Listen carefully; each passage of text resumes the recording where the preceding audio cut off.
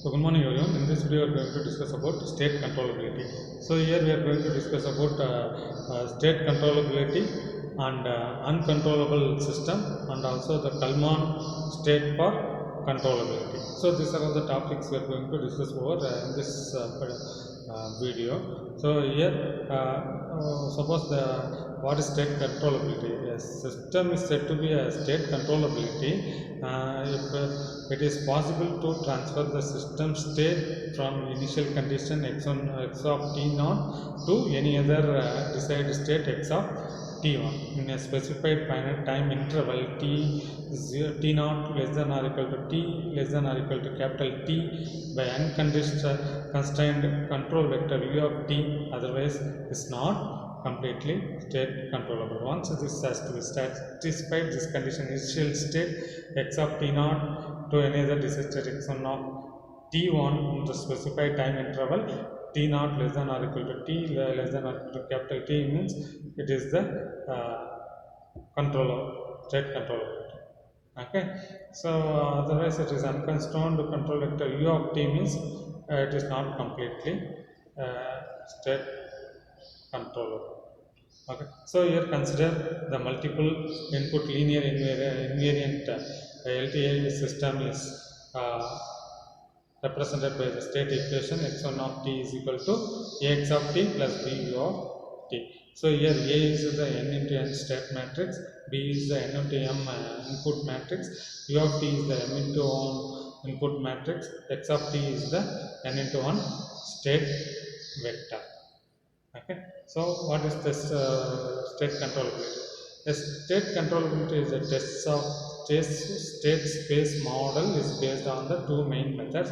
One is the Kalman test controllability, other one is the Gilbert test controllability. Okay, the Kalman test controllability is applied any form of matrix A, whether A is canonical form or otherwise. If we come into the Gilbert test method, it's based on the transforming matrix A into the diagonal canonical form. In case of distinct eigenvalues or into the Jordan canonical form is in case of repeated eigenvalues. Okay, so distinct eigenvalue means diagonal canonical form, or otherwise repeated eigenvalue means that is a Jordan canonical form. Okay, so after that the test is used to determine the state controllability of the system. So here the uncontrollable system they will be shown over here. The uncontrollable systems is physically disconnected from the input.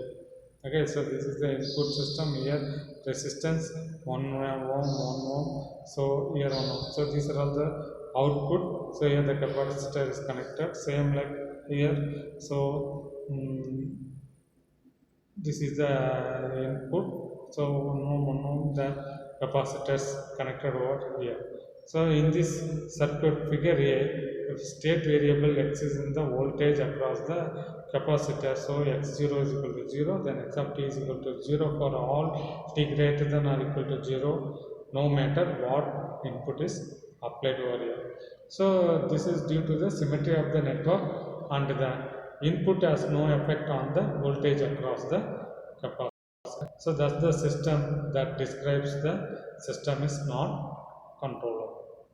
Now consider the circuit shown and figure B. It has two variables x1 and x2 as shown. In the previous one, the variables are x only. Okay, so the variables are x. Here x1, x2. The capacitors are going to take as a variable. So the input transfer function x1 and x2 at any value, but it can't transfer x1 and x2 to any values. Okay, so it will be any values, and but it could not transfer over here. So for example, x1 of 0 is equal to x2 of 0 is equal to 0, then no matter what input applied, x1 of t always equal to x2 of t for t greater than or equal to 0. Thus the state of equation described network is not controllable. Then comes into the Kalman state of controllability. So find the controllability matrix UZ of the size n into m according to the following. Okay, so QC is equal to matrix of B into AB, A square B, A cube B, dot dot dot up to A n power minus 1 B.